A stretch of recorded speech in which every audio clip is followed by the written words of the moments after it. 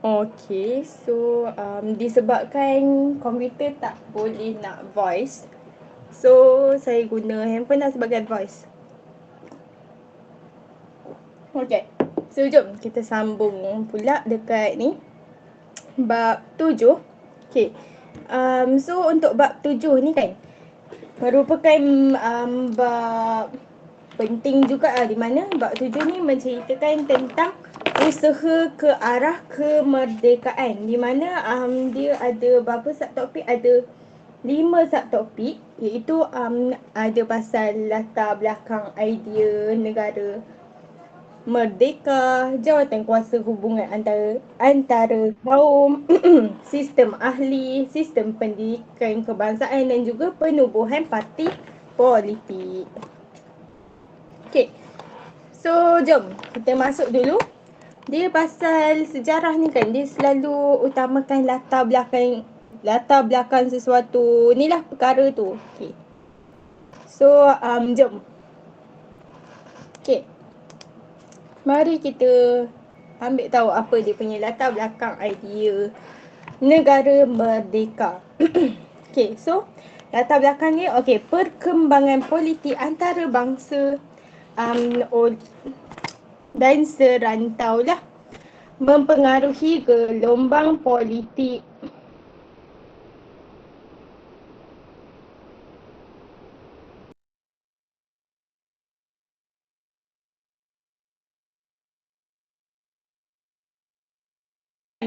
Kesatuan Melayu Muda yang dipimpin oleh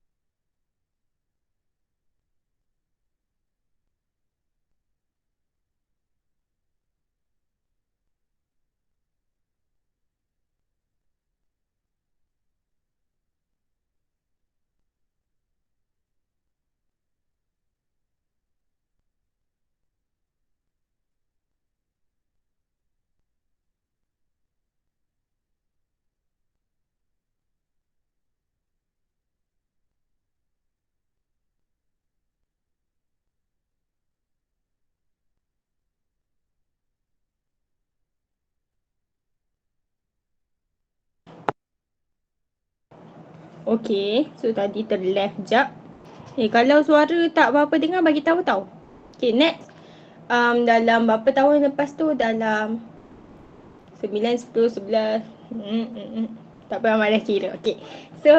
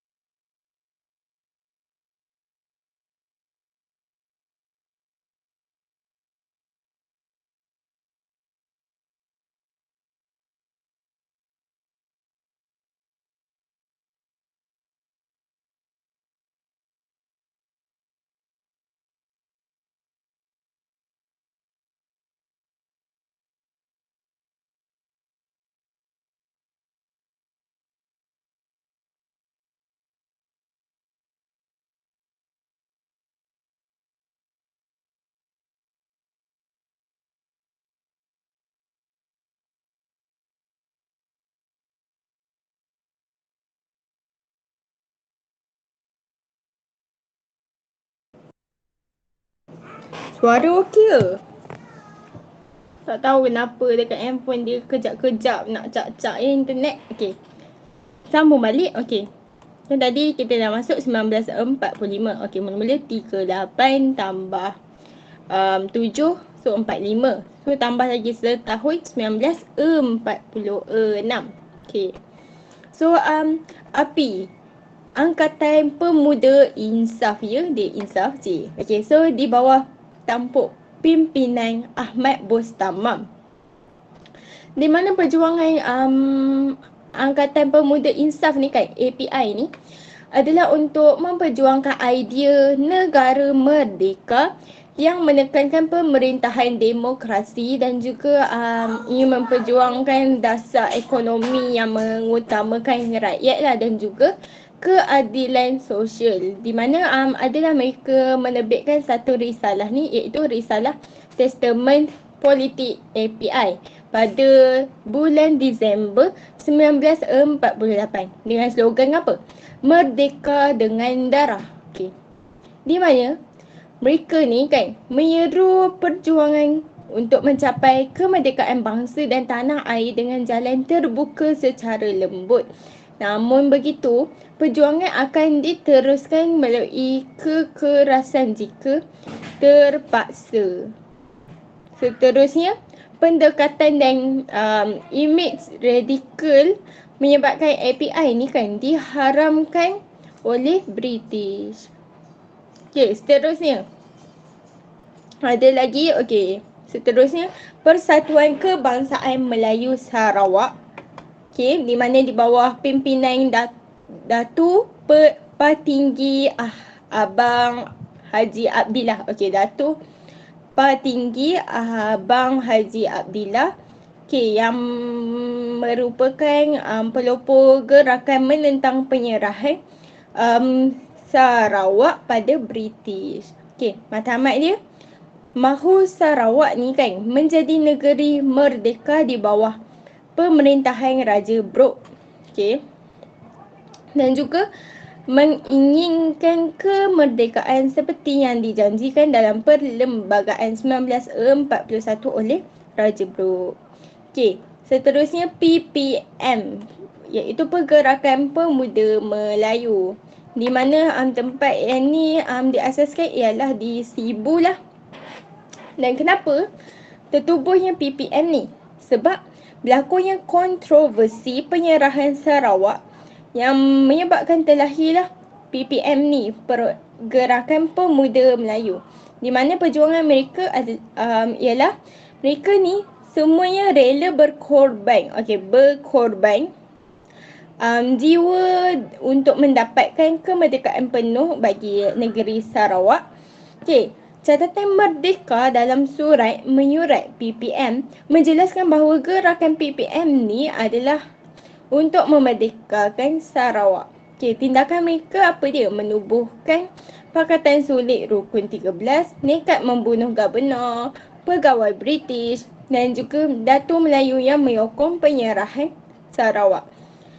Rukun 13 ini membuktikan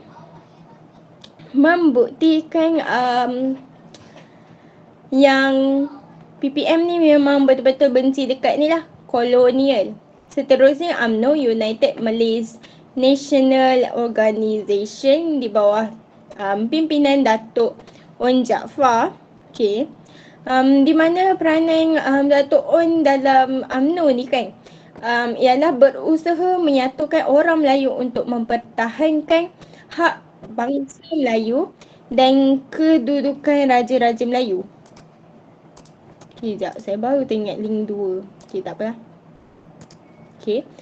So, next, perjuangan UMNO ni kan dengan slogan apa? Dengan slogan Hidup Melayu. Okey.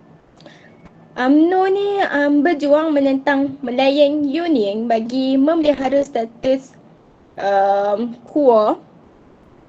Okey.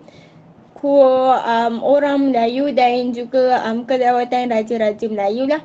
Di mana pada tahun 1951 ni slogan Hidup Melayu ni pun diubah kepada Merdeka untuk memperjuangkan kemerdekaan melalui rundingan.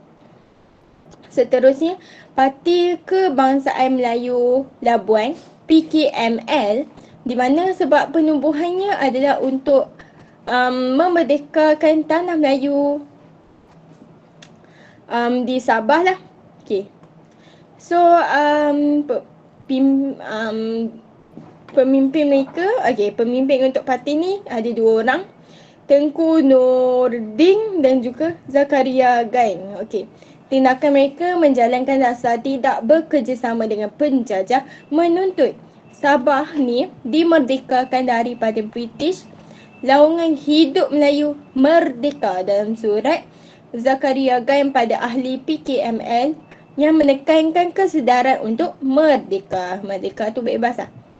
Seterusnya, Malayan Indian Congress, di mana itu MIC lah pemimpinnya, John TV, di mana objektif MIC ni adalah untuk bekerjasama dengan kaum lain dalam usaha kemerdekaan tanah Melayu. Perjuangan mereka ni menegaskan bahawa kewarganegaraan yang tunggal kepada mereka yang menerima tanah Melayu sebagai tanah air dan setia untuk menumpahkan taat setia kepada tanah Melayu. Okey, kita cek ada berapa jumlah yang kita kena hafal. Okey, kena ingat satu, pada 1938 ni ada satu KKM, KMM. Okey, KMM, Kesatuan Melayu Muda 1938. Seterusnya 1945 PKMM. Dia tambah P dekat depan. Okey, so Parti Kebangsaan Melayu Malaya. Lepas tu 1946 ni macam-macam lah. API, Angkatan Pemuda Insaf. Okey, itu yang pertama. Yang kedua, Persatuan Kebangsaan Melayu Sarawak. Okey, yang kedua. Yang ketiga, PPM, Pergerakan Pemuda Melayu. Yang keempat, UMNO, United Malays National Organisation. Yang kelima, PKML. Okey, dia macam kan kita kenal dengan PKMM, KMM kan. So yang ni macam M dekat belakang tu tukar kepada N. So Parti Kebangsaan Melayu Labuan. Okey, lepas tu ada 6 lah. MIC, Malayan Indian Congress. Okey, next. Setahun selepas 1946, iaitu 1947. Maksudnya kat sini kita ada 3 tahun betul-betul lah. 1947, 1946, 1945. Okay. So Hizbul Muslimin, di mana penubuhan dia di Mahat. Okay, sekejap sabar. Okay. Perhimpunan Rakyat di Mahat Al-Ihya Al-Syarif, Gunung Semanggul, Perak, telah melahirkan Majlis Agama Islam Tertinggi, MATA. Okey, MATA.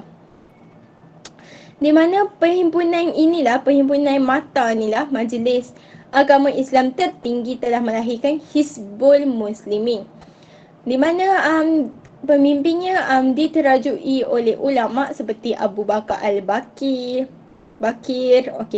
Abu Bakar Al-Bakir, Syekh Fadlullah Suhaimi, Syekh Abdullah Fahim. Okey, di mana matlamat dia adalah untuk mencapai kemerdekaan tanah Melayu sebagai negara Islam, di mana tindakan British pun tidak senang hatilah, tidak senang dengan asas perjuangan Hizbul Muslimin telah mengharamkan Hizbul Muslimin inilah is.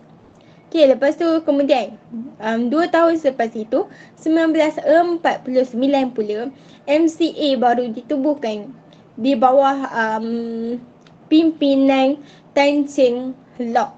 Okey, Malayan Chinese Association, di mana peranannya, peranan MCA ni mempunyai tugas untuk menjadikan tanah Melayu yang berbilang kaum sebuah negara berdemokrasi penuh dan juga berusaha menyatukan masyarakat Cina dan bekerjasama dengan semua kaum di tanah Melayu dalam keadaan harmoni untuk kemerdekaan tanah Melayu. Kejap. Alright. So next. Okay. So pada tahun yang sama juga 1949, tak tahu kenapa dia asing. Okay.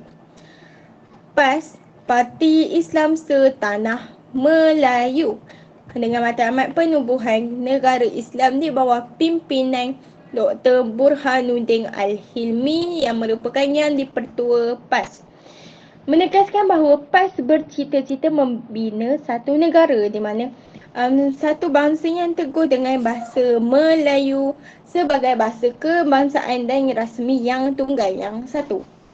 Dan kemerdekaan bagi PAS ialah tanah Melayu merdeka dengan menjalankan hukum Islam, hukum akam Islam lah, hukum hudud yang kita panggil. Next. Independent of Malayang Party, iaitu ni lah IMP, di bawah pimpinan Datuk On Jaafar, di mana peranan Datuk On di sini pula untuk melaksanakan idea tanah Melayu untuk Malayang. 1949 ni kan, pemikiran politik Datuk On terarah kepada perpaduan kebangsaan dan juga tuntutan kemerdekaan tidak boleh dibuat tanpa kerjasama kaum lain yang diterima sebagai rakyat tanah Melayu.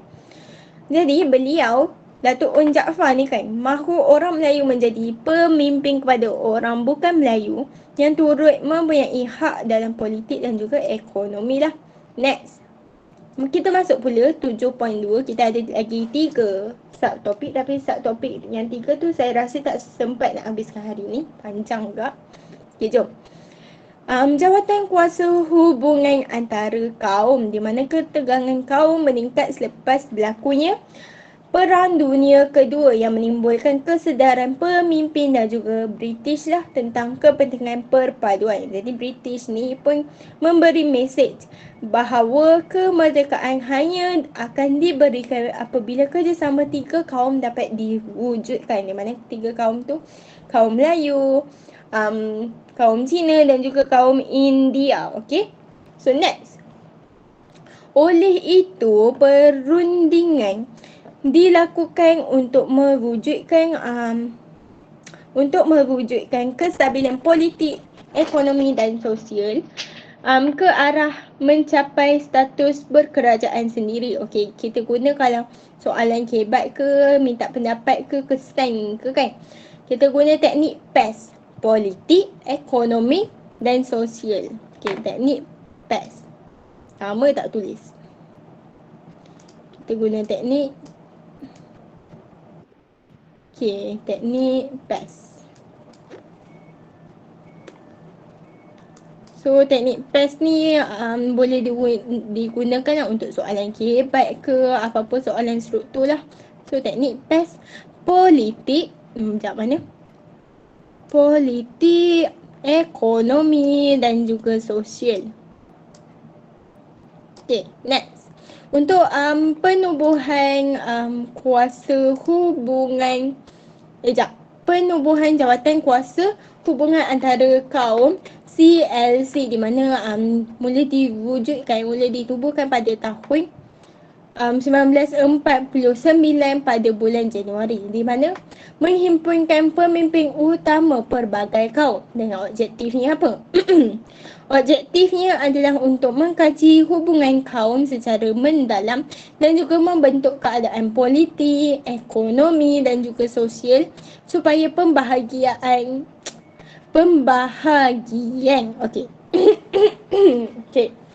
pembahagian yang adil lah untuk semua komuniti. Seterusnya, mewujudkan keadaan harmoni dan juga muhibah dalam kalangan penduduk di negara ini dengan motonya kesamaan dan keadilan untuk penduduk tanah Melayu. Okey, macam tu. So anggota dia penasihat dari British lah. Okey, Malcolm McDonald, Governor General British di Asia Tenggara. Pengurusinya diketuai oleh EEC Dr. Raisingam. Okey, Wakil Melayu Datuk Un Jaafar, Menteri Besar Johor dan juga Presiden UMNO lah ketika itu. Seterusnya ada Datuk Abdul Wahab Abdul Aziz, Datuk Panglima, Datuk Panglima Bukit Gantang. Okey, Menteri Besar Perak. Okey, seterusnya Muhammad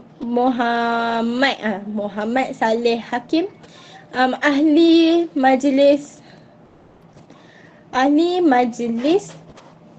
Perundangan Negeri Selangor. Okey. Di mana ada juga Dr. Mustafa Osman, Ahli Jawatan Kuasa Kerja UMNO, dan juga Zainal Abidin Haji Abbas yang merupakan Setiausaha Agung UMNO, dan juga adalah wakil Cina iaitu Tan Cheng Lock dari Melaka, Al-Ardo Raisami Ayer ataupun Ia, wakil kaum India, dan juga Dr. J.S. Goanting, Goanting, wakil orang Serani, di mana kesannya kan, kesan penubuhan CLC ni kan meningkatkan kesedaran kerjasama politik dalam kalangan pemimpin kaum. Jadi pemimpin pun sedarlah bahawa mereka perlu berkongsi kepentingan dan membentuk hala tuju yang sama, iaitu membawa negara ke arah kemerdekaan dan juga pembinaan negara dan bangsa lah. Jadi peranan jawatan kuasa hubungan antara kaum ni kan, CLC ni, peranan dia untuk menyelesaikan pelbagai isu lah yang melibatkan pertikaian antara kaum. Antaranya yang popular isu politik, di mana isunya persediaan ke arah berkerajaan sendiri, di mana peranannya di sini mencadangkan peralihan ke arah berkerajaan sendiri dilakukan dengan memberikan pengalaman pilihan raya secara berperingkat kepada penduduk tanah Melayu. Kesan ke arah kemerdekaan pula di sini, pilihan raya telah diadakan pada peringkat Majlis Bandaran, Majlis Negeri dan juga Majlis Undangan Persekutuan. Jom. Yang ni ada 4 page tau. Tak? Banyak. Tak sempat habis. Tak apa. Next, page 3. Seterusnya, isu yang berlaku yang kat sini ialah isu kedudukan adalah isu kedudukan istimewa orang Melayu, di mana isunya di sini orang Melayu menuntut diperakui kedudukan istimewa sebagai penduduk asal rantau alam Melayu. Dengan peranan CLC di sini bersetuju agar orang Melayu wajar mempunyai kedudukan keistimewaan kerana menunjukkan taat setia yang tidak berbelah bagi dan mengiktiraf negara ini satu-satunya tanah air merdeka. Kesan ke arah kemerdekaan pula untuk isu ini, kedudukan istimewa orang Melayu akui dan inilah kepentingan sah kaum lain diiktiraf.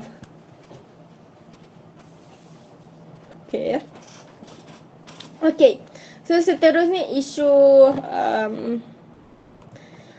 kedudukan ekonomi orang Melayu, di mana isu ini di sini orang Melayu tidak memperoleh peluang yang samalah seperti kaum bukan Melayu dalam sektor perniagaan dan juga perusahawanan.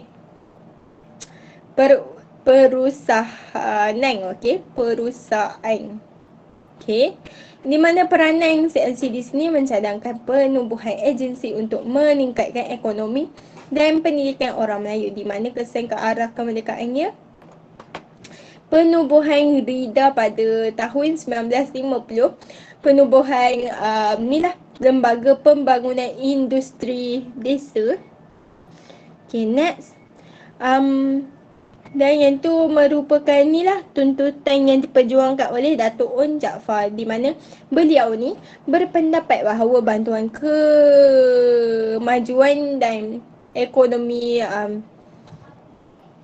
bantuan ekonomi dan juga kemajuan luar bandar perlu sebagai apa? Sebagai tolak ansur terhadap persetujuan orang Melayu dalam melonggarkan syarat kewarganegaraan kepada bukan Melayu. Kita ada 20 minit lagi. Okay. Seterusnya, isu yang ketiga, isu yang keempat,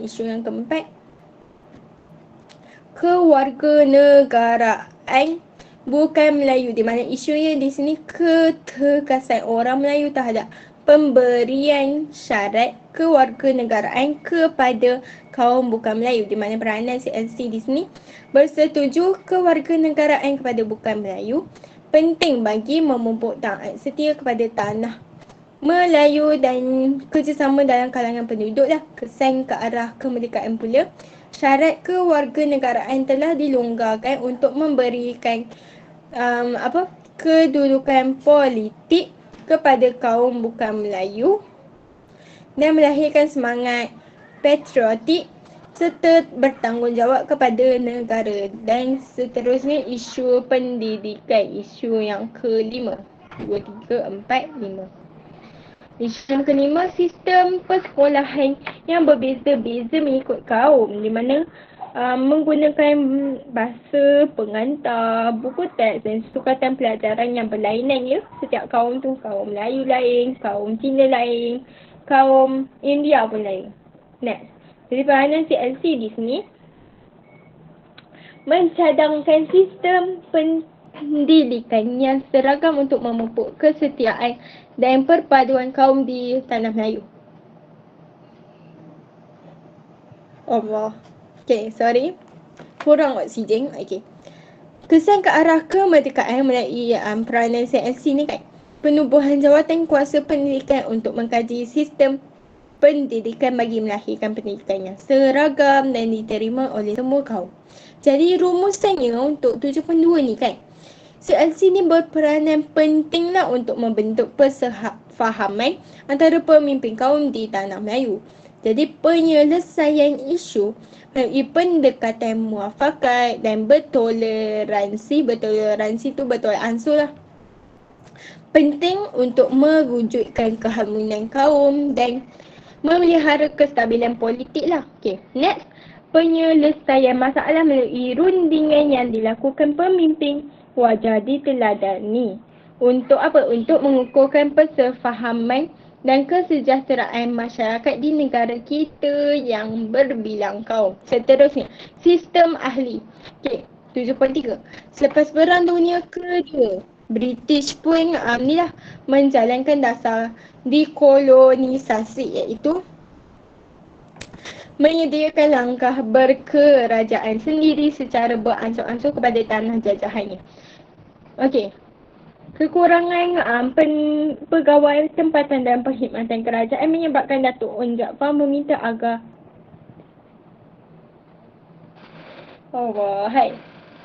agar tindakan diambil untuk menambah peluang pentadbiran kepada wakil tempatan dalam usaha menyediakan tanah Melayu ke arah kemerdekaan.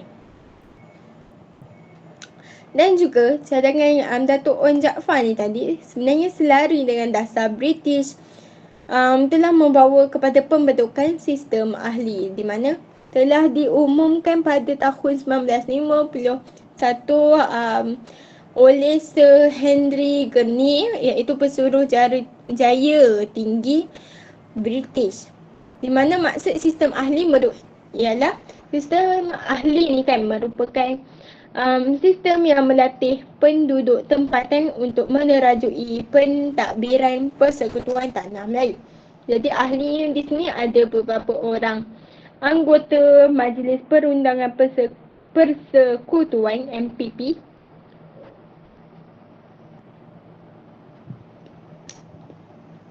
Okay, yang diberikan tanggungjawab terhadap beberapa jabatan dan juga agensi kerajaan, di mana tujuan sistem ahli ni dibentuk adalah untuk memberikan latihan kepada penduduk tempatan berkaitan dengan pentadbiran negeri sebelum British memberikan kemerdekaan. Jadi tarikh dilaksanakan pada bulan April 1951 sehinggalah Jun 1955, iaitu sebelum pilihan raya MPP yang berlaku pada 5 Julai 1955. Portfolio tu macam perkara ataupun apa bidang yang mereka ambil lah, berjawat. So 3 portfolio kekal di bawah British, hal ehwal ekonomi, perindustrian dan perhubungan sosial dan juga perumahan dan kerja raya. Seterusnya yang antara ahli lah, Datuk Wan Jaafar sebagai ahli hal ehwal dalam negeri, Datuk Ni Ahmad Kamil ahli kerajaan tempatan,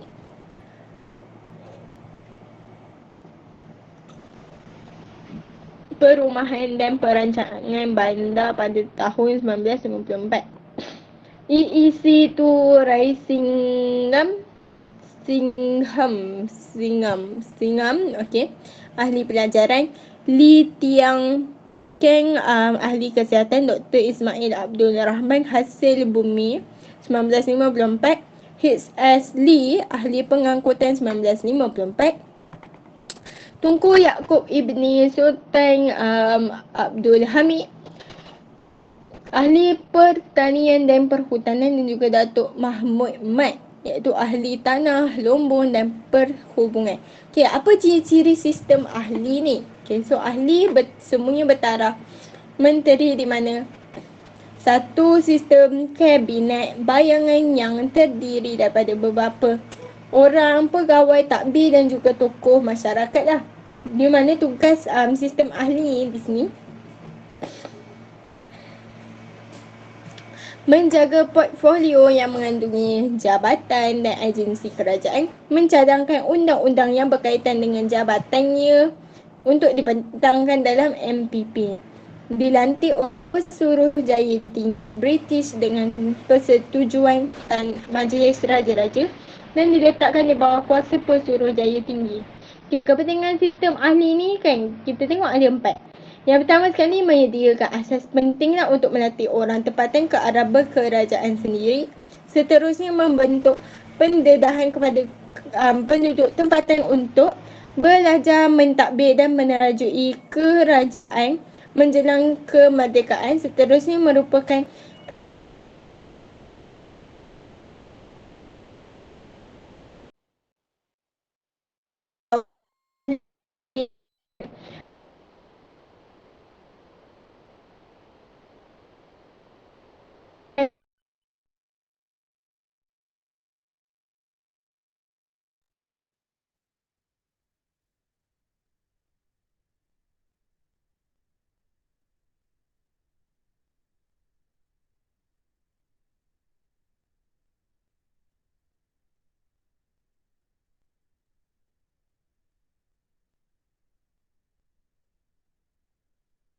kedua, penyiaran, okey, dan percetakan hal ehwal menunaikan haji, okey. 5, pendaftaran kerakyatan.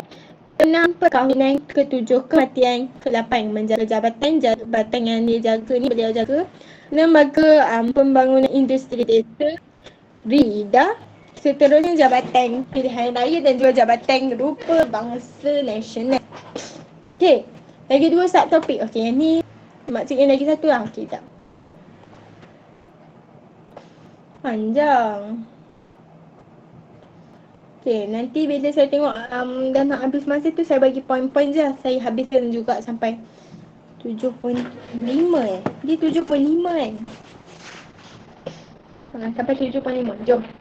So 7.4, sistem pendidikan kebangsaan, di mana semasa zaman British ni kan, sistem persekolahan mengikut kaum, terdapat sekolah vernakular Melayu, Cina, Tamil, sekolah aliran agama dan juga sekolah Inggeris.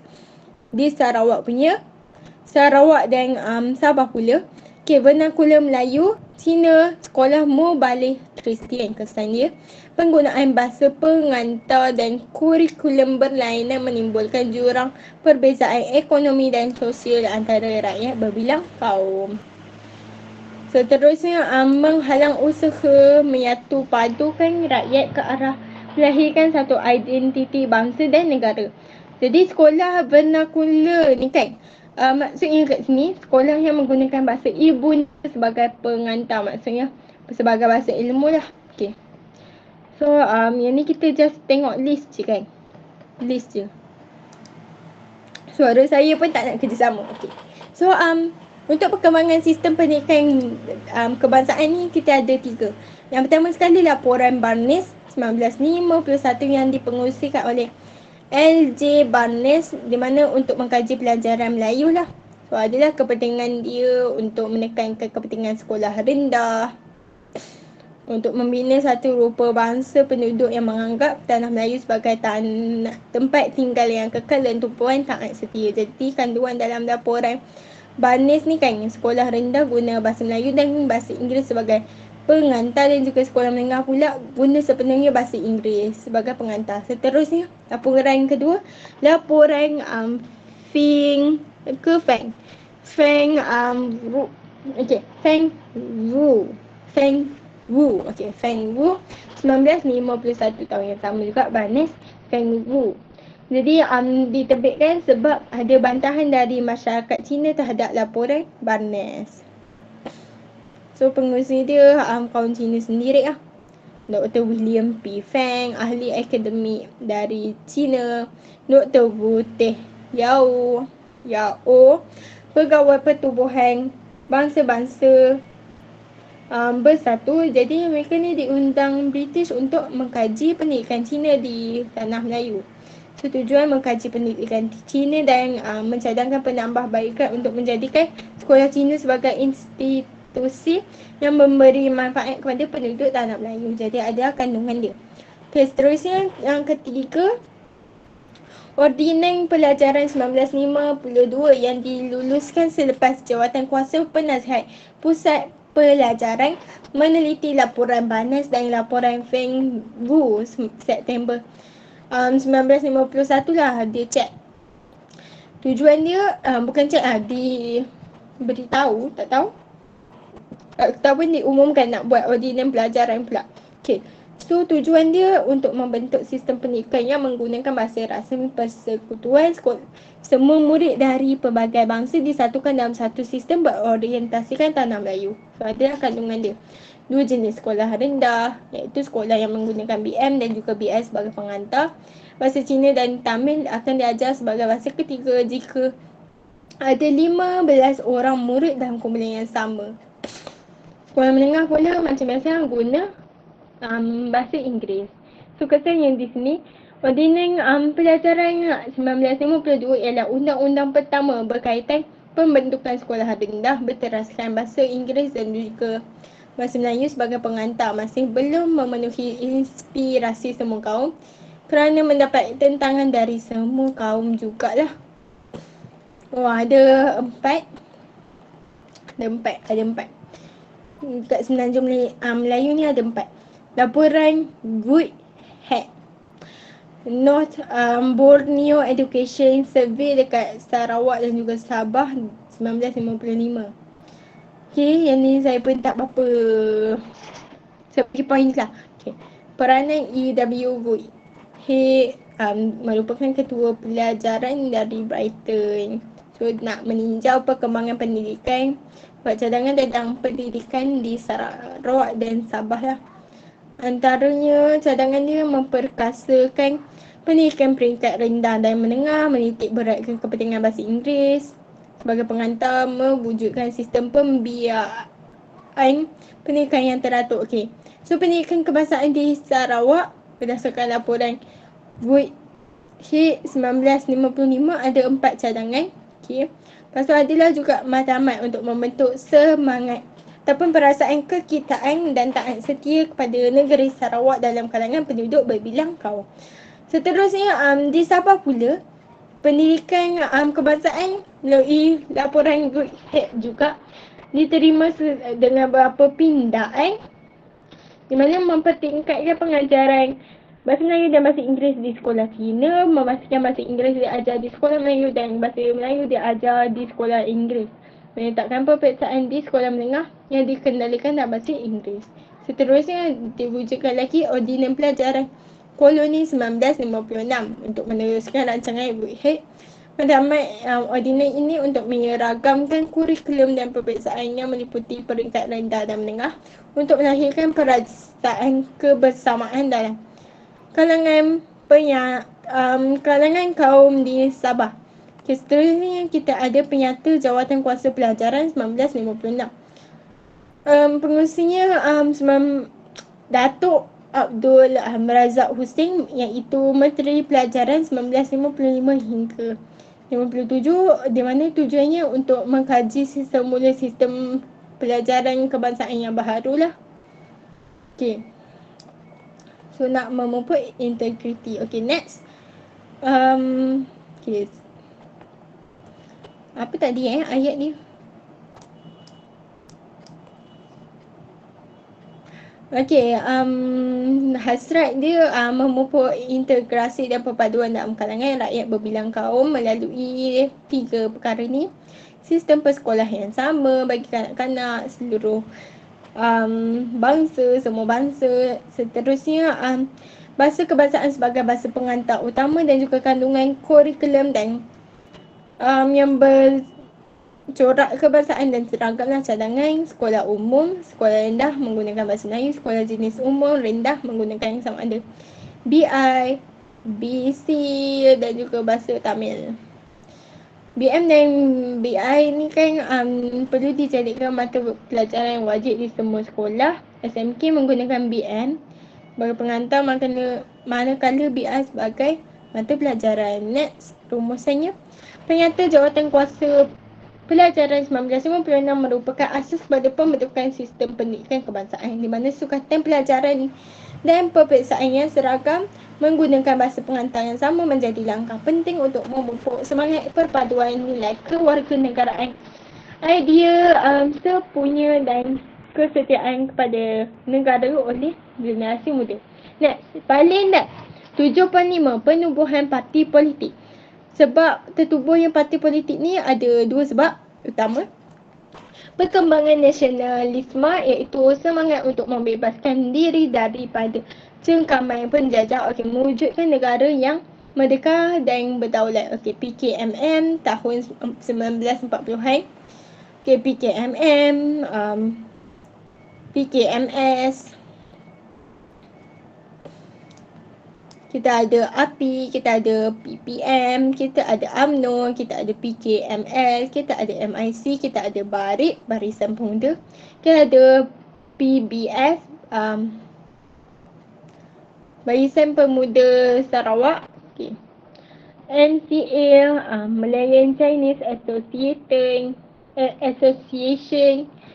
Next 1950-an, Independence of Malaya Parti, IMP, Parti Islam Setanah Melayu, PAS, PPP, People's Progressive Party, Parti Negara dan juga rumusan yang di sini. Kebanyakan parti berasaskan dari segi aspirasi dan keahlian, sebahagiannya memperjuangkan kepentingan kaum. Dan terdapat parti politik pelbagai kaum sebagai usaha membentuk parti bercorak kebangsaan. Jadi, permuafakatan dan kesederhanaan dalam perjuangan penting bagi memastikan keharmonian masyarakat atau kestabilan politik. Kerjasama politik ke arah kemerdekaan maksudnya adalah sikap toleran dalam gerakan politik yang mencapai kematangan lah.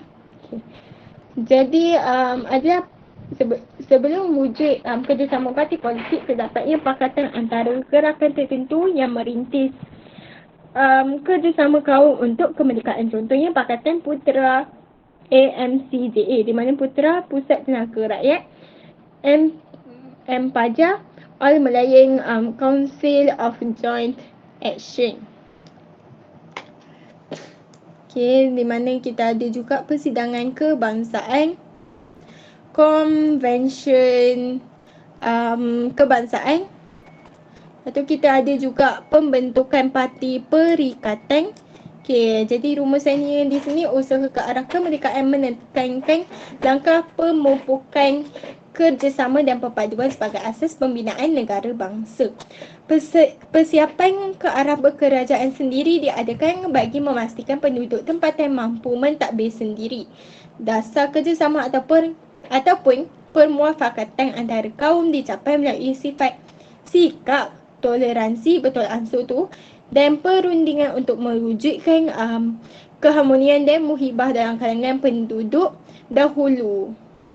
Okey, dalam kalangan penduduk. Kegigihan dan kebijaksanaan pemimpin dahulu mewujudkan asas kerjasama aspek politik, ekonomi dan sosial wajar dihargai. So inilah 1940-an sehingga 1950-an. Okey, itu sahajalah. Okay, kita boleh baca kronologi ni sekejap sebelum masuk pula ke kelas Afif. Okey. 1945 parti PKMM lah, Parti Kebangsaan Melayu Malaya. Lepas tu 1946 adalah 6 parti. So kita ada Pakatan Gabungan Putera dan AMCJA 1947. Okey. 1949 ada CLC, Jawatan Kuasa Hubungan Antara Kaum. Okey, lepas tu pertengahan tu adalah Sistem Ahli, Laporan Barnes, Laporan Fing Wu, 1951 lah. Lepas tu ada juga IMP, Independent of Malayan Party, Parti Islam Setanah Melayu PAS. Seterusnya 1952 pilihan raya Majlis Perbandaran Kuala Lumpur. Seterusnya pada tahun 1954 persidangan kebangsaan, konvensyen kebangsaan dan juga pilihan raya negeri. Okey. 1955 ada laporan Woodhead dan sama-sama Perikatan UMNO, MCA dan MIC. Pilihan raya Majlis Perundangan Persekutuan dan juga penyata jawatan kuasa pelajaran 1956 pada 1956 lah. Okey, so itu sahaja daripada saya. So sekian, terima kasih lah. Thank you very much. Lah, rupanya tak buka kamera lain macam. Okay, so itu sahaja daripada saya. So thank you very much. Nanti pukul 2.30 nanti boleh masuk sesi dengan ni lah, Tutor Afif, di mana dia akan ajar bab 6. So saya punya sesi nanti akan sambung pukul berapa nanti cek balik lah jadual. Okay, so bye. Wassalamualaikum warahmatullahi wabarakatuh. Okay, bye bye. Terima kasih. Sama-sama. Okay, so ada time yang tak dengar suara, hopefully yang time ni je lah, yang time handphone tu tiba-tiba tak ada wifi. Belilah. Okay. So bye bye. Jumpa nanti.